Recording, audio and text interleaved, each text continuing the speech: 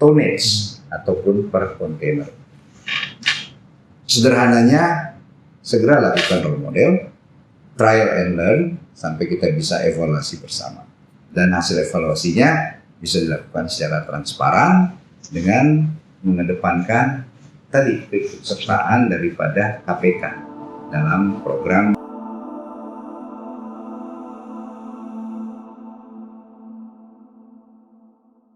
Pak Akbar, pelabuhan itu kan sebagai salah satu rantai penting ya dalam seluruh supply chain dan pelabuhan itu kalau kita tadi bicara tentang NLA itu juga menjadi faktor kunci dalam kesuksesan apakah itu Sisloknas ataupun NLA. Nah, Pak Akbar ini kan sebagai CEO dari Krakatau International Port itu tentu punya pandangan juga ini peran pelabuhan kita selama ini seperti apa sih Pak dalam konteks itu tadi, baik itu soal masalah ataupun tantangan dunia logistik kita ataupun dalam upaya untuk mensukseskan cita-cita kita terkait dengan implementasi NLA National Logistic Ecosystem itu.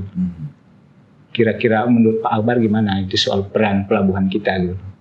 Ya, peran pelabuhan itu memang semakin hari semakin berubah fungsinya.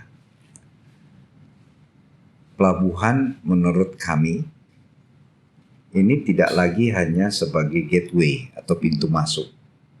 Tidak lagi hanya sebagai tempat bongkar muat barang. Tetapi kita ingin fungsi daripada pelabuhan ini bisa mewujudkan dan mengimplementasikan fungsi-fungsi supply chain di situ. Seperti di pelabuhan-pelabuhan modern di Eropa khususnya dan juga di China. Seperti apa itu? Beberapa pelabuhan yang modern di situ disediakan infrastruktur proses produksi sederhana. Proses handling yang sangat cepat. Artinya terintegrasi dengan warehousing, kompleks warehousing, terintegrasi dengan proses produksi sederhana, sehingga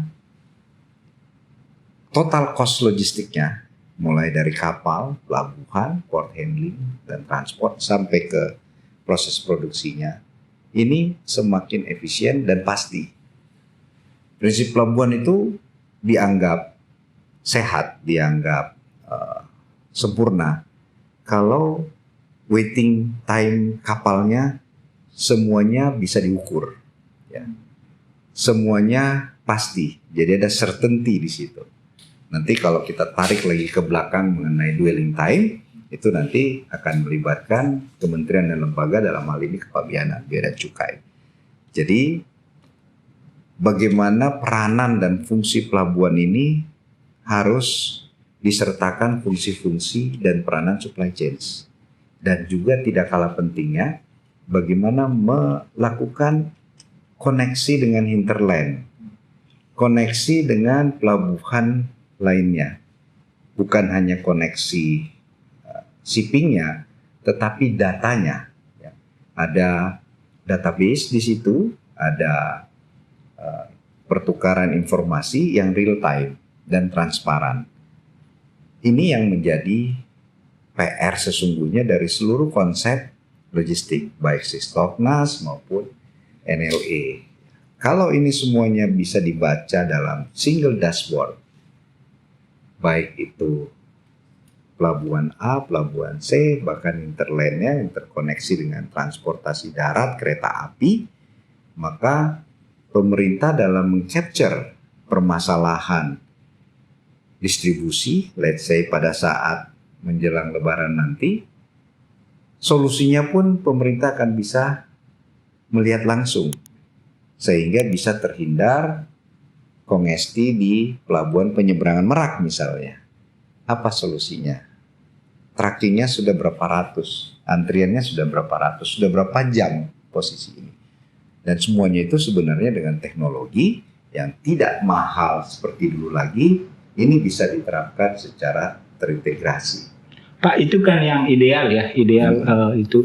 Nah, kalau menurut Pak Akbar, dari semua poin-poin yang disampaikan tadi, satu yang ideal itu udah sampai di titik mana kita di pelabuhan-pelabuhan kita untuk bisa menerapkan itu dulu? Iya. Ya mungkin termasuk di pelabuhannya Pak Akbar di Krakatau International Port itu sudah sampai titik mana untuk bisa mencapai hal-hal yang diinginkan tadi. Ada kurang lebih 3.200 pelabuhan yang terdaftar di Kementerian Perhubungan. Kurang lebih 1.000 yang dikelola oleh TUKS maupun Tersus. Ada 1.200 sampai 1.300 yang dikelola oleh Kementerian Perhubungan, dalam hal ini UPT. Hanya 110 pelabuhan kurang lebih yang dikelola oleh Pelindo. Masih ada hampir 1.000 pelabuhan ya yang punya possibility untuk dilakukan perbaikan secara fundament. Nah, apa yang kita lakukan di pelabuhan kami, Krakatau International Port, bisa menjadi role model sebenarnya. Dan kami sangat terbuka bagaimana membangun sinergi dan kolaborasi antara pelabuhan-pelabuhan operator di seluruh Indonesia. Karena tentu semuanya punya strong, semuanya punya weakness. Kita tidak lihat weakness-nya, tapi bagaimana kekuatan dari pelabuhan A, B, C, D, E kita satukan ya sehingga tadi terkoneksi antara pelabuhan ini. Nah, dari sisi pelabuhanan dengan private sector ini jauh lebih mudah untuk kita lakukan kolaborasi ya. Terbukti dengan pelabuhan di Batam, Kabil ini sudah terkoneksi dengan kita. Nah, soon akan ada pelabuhan di Jawa lagi. Yang menjadi kendala adalah terutama dari sisi government agency. Ya, saya kasih contoh bagaimana kita ingin mempercepat implementasi odol, ya, over dimensi dan overload. Ya, ini April targetnya, mundur sekian kali. Mustahil kalau odol ini bisa diimplementasikan tanpa pemerintah memberikan solusi di depan. Nah, solusi yang paling kelihatan di depan sebagai quick win adalah optimalisasi infrastruktur kereta api. Sudah kami undang Dirut Kereta Api beserta jajarannya sudah hadir. Kita kemarin juga coba naik kereta apinya sampai ke Priuk. Mudah-mudahan bisa lebih cepat terimplementasi bagaimana traffic atau schedule kereta api bisa dilakukan penambahan. Tentu ada tantangan-tantangan juga kereta api dalam hal biaya. Nah, ini yang kita dorong terus terang dari Kadin. Ada biaya-biaya yang dibebankan oleh PT KAI ke pemerintah. Salah satunya adalah tarif akses kereta itu 1-2 triliun setahun. Jadi harus ada penyertaan modal juga dari? Tidak perlu sebenarnya, bukan penyertaan modal, tetapi tarif-tarif atau bahkan PNBP atau instrumen-instrumen keuangan lainnya bisa direview untuk bisa dilakukan optimalisasi karena kereta api pun tidak mendapatkan fasilitas subsidi bahan bakar. Ya, ini juga harus diperhatikan. Sehingga KAI juga mengalami hambatan yang seharusnya sudah terang benderang sebenarnya. Kalau kita ingin melakukan optimalisasi, odol terlaksana, dan juga efek karbon, ya, zero emission, mengurangi. Ya, kami mendapatkan data kalau ini bisa diutilisasi dari Merak ke Priuk saja, ya, efek karbonnya itu juga bisa 1-2% berkurang daripada memakai kendaraan truk biasa. Jadi intinya harus mikirkan dulu solusi alternatif sebelum menerapkan satu regulasi kebijakan. Atau kebijakan. Pak, kembali lagi tadi soal pelabuhan, bisa nggak diceritain secara lebih konkret ya, mungkin transformasi kah atau apa di perusahaannya di Krakatau International Port yang mungkin bisa menjadi, yang tadi seperti Pak Akbar bilang, itu bisa menjadi role model untuk apakah itu pelabuhan yang memang sudah diusahakan atau masih pelabuhan-pelabuhan yang sampai saat ini masih dikelola oleh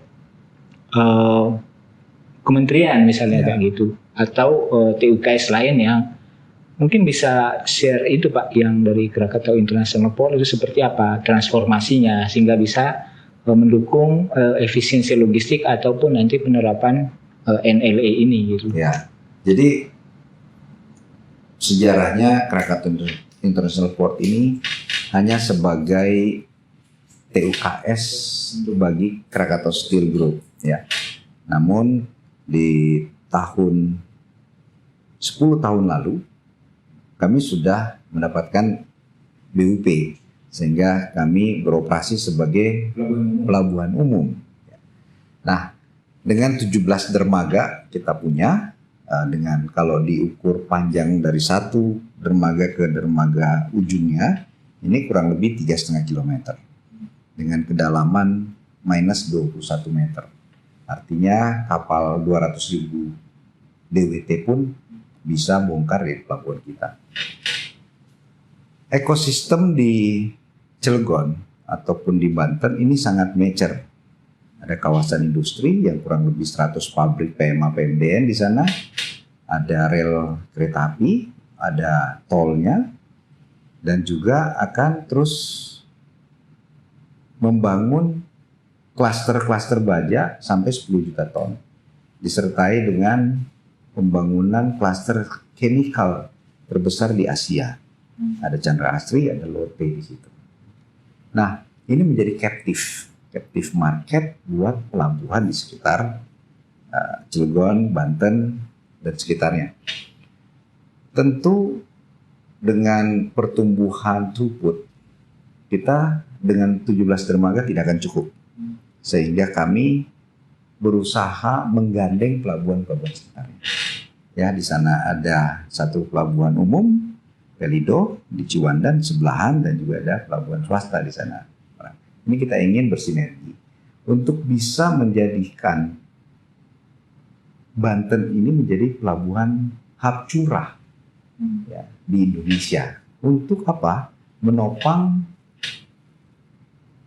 tingginya throughput di Tanjung Priuk, ya, sehingga Tanjung Priuk bisa fokus dengan terminal kontainer kami curah. Nah, inilah yang menjadi quick win kami, sehingga kami juga melakukan transformasi terutama di sumber daya manusia, bagaimana kesiapannya, dan juga development dermaga itu sendiri, ya, bagaimana menggandeng tadi kereta api untuk bisa masuk ke seaway kami sehingga double handling bisa kita hindari, juga bekerja sama dengan beberapa operator pelabuhan di luar Cigading, ya, misalnya di Priuk, di pelabuhan Priuk, dan juga di pelabuhan Tanjung Perak. Ini juga kita bangun kerjasama yang dilalui oleh relay kereta api. Nah, inilah yang kita ingin dalam waktu singkat membuktikan throughput curah itu bisa memberikan dampak ekonomi, ya, baik dari sisi PAD setempat, bahkan juga PNBP daripada pemerintah pusat. Jadi ekosistem itu sudah dibangun dengan misalnya kolaborasi antara pelabuhan, lalu kemudian intermodal. Jadi intermodal dengan kereta api juga udah mulai terbangun ya dengan kerjasama itu tadi. Betul. Kolaborasi dengan kereta api. Betul. Misalnya kayak gitu. Ya, inilah sebenarnya yang dilakukan oleh negara-negara maju. Ya, bagaimana fungsi railway itu menjadi fungsi utama, bukan darat. Tapi dengan segala keterbatasan dan kelebihan kereta api yang saya sampaikan di depan, perlu kita support ya untuk bisa membicarakannya kepada kementerian terkait. Sebenarnya menarik tadi yang disampaikan Pak Akbar ya, artinya dengan menyebut beberapa perusahaan asing yang ada di sana, ya saya melihatnya membangun ekosistem ini tadi itu juga meng-attract ya, mengundang atau menarik investor untuk bisa melakukan investasi kan. Ketika infrastruktur kita bagus, itu kan investasi lebih menarik lagi, dan saya kira mungkin ini ending dari NLE itu kan ya. Setuju. Artinya sudah berjalan dong berarti Setuju. di Iya. pelabuhan kita. Pak Albar. Iya. Nah, tentu semua strategi korporasi ini tidak lain adalah untuk memberikan nilai tambah bagi stakeholder. Stakeholdernya tidak hanya pemegang saham tentunya, tetapi ekosistem setempat. Dan yang tadi, kalau pelabuhannya proper, pelayanannya prima, harganya pasti, ini menjadi magnet dari calon investor. Karena tadi fungsi pelabuhan salah satunya sebagai akan masuk ke global supply chain ya. Kalau pelabuhannya tersendat, misalnya aksesnya susah, tidak ada kepastian, produk-produk ini kan dibangun dan diproduksi oleh perusahaan asing ya, sehingga marketnya pun adalah market global. Kalau kita ekosistemnya terutama pelabuhan tidak mengarah ke global supply chains, tentu tidak akan ketemu permintaan ini, sehingga bisa mengurangi minat daripada investor yang pemerintah sangat harapkan. Ya sebenarnya menarik sih kasus kalau bicara tentang Krakatau International Port, apalagi Pak Akbar tadi udah menjadi role model ya untuk pelabuhan curah. Karena kalau selama ini kan kita lebih banyak bicara tentang kontainer gitu loh. Padahal kalau lihat datanya Pak, kargo kita sebenarnya yang non kontainer jauh lebih potensial, jauh lebih potensial gitu kan. Dan ekonomis. Dan lebih ekonomis gitu kan. Nah kalau Pak Akbar melihat ke depannya dengan pertumbuhan industri kargo non kontainer ya. Ya kalau tahun kemarin kan kita lihat batu bara itu udah menjadi emas benar kan. Gila-gilaan harganya dan itu sangat komoditas yang menjadi unggulan kita kan untuk ekspor tahun kemarin. Nah, peran pelabuhan curah itu ke depannya seperti apa Pak dengan melihat potensi pertumbuhan barang-barang atau kargo-kargo non kontainer gitu loh. Ya, memang pelabuhan itu tidak bisa lepas dari nature ekosistem sekitarnya. Ya. Nah, kami nature ekosistemnya itu adalah industri baja dan turunannya, karena ada Krakatau Steel beserta grupnya dari hulu ke hilir dibangun. Terus juga lahir petrochemical cluster. Dan tidak kalah pentingnya lagi ada fasilitas integrated warehouse untuk pangan dan pakan. Ya. Nah, menyusul kita sudah trial bagaimana menjadikan pelabuhan kami menjadi hub batubara. Ya, batubara yang khususnya melayani PLTU, PLN yang ada di sekitar Banten. Nah, 3-4 komoditi ini menjadi fokus captive kami, sehingga improvement, development baik itu SDM tadi sama infrastruktur, suprastrukturnya ini dedicated untuk melayani industri-industri klaster setempat di ekosistem yang sangat mendominasi tadi. Nah, tentu nature port ini belum tentu akan sama di Makassar, belum tentu akan sama di Ambon, di Maluku, ataupun di tempat lain. Sehingga memang desain dan perencanaan pelabuhan tidak bisa stand alone. Ya, ada komoditi-komoditi strategis dari setiap daerah sehingga bisa terakomodir sebagai captive throughput dari pelabuhan itu sendiri. Kalau toh ada yang lain industrinya tumbuh, itu sebagai additional untuk bisa mengisi lalu lintas traffic balik daripada shipping line, sehingga terjadi efisiensi freight cost yang terjadi di dua pelabuhan tadi, di dua arah tadi. Begitu Pak. Baik Pak, mungkin ada closing statement untuk yang kita bicarakan hari ini soal NLE dalam konteks untuk meningkatkan efisiensi logistik kita hingga terciptanya daya saing untuk kita ya. Ya. Saya kira pemerintah juga sudah sangat sadar apa bottleneck daripada biaya logistik kita menjadi sangat tinggi. Kalau kami dari pelaku melihat bahwa jangan tunggu sempurna NLE-nya ataupun konsep, jalankan aja dulu ya. Nanti kita akan trial and learn. Sehingga perlu menetapkan role model, baik itu di pelabuhan laut maupun di pelabuhan udara. Role model tersebut tentu terintegrasi dari hulu ke hilir, ya, sampai terkoneksi ke perbankan, sehingga bisa diukur berapa hari dwelling time-nya, berapa hari transaksinya, apakah ini sudah masuk target, dan berapa biayanya per tonnage ataupun per kontainer. Sederhananya, segera lakukan role model, trial and learn, sampai kita bisa evaluasi bersama. Dan hasil evaluasinya bisa dilakukan secara transparan dengan mengedepankan tadi keikutsertaan daripada KPK dalam program Stranspek. Demikian, Pak. Terima kasih Pak Akbar. Mudah-mudahan diskusi obrolan kita sore hari ini bermanfaat bagi kemajuan industri logistik kita dan tentu saja kemajuan perekonomian kita. Amin. Terima kasih. Terima kasih. Terima kasih banyak.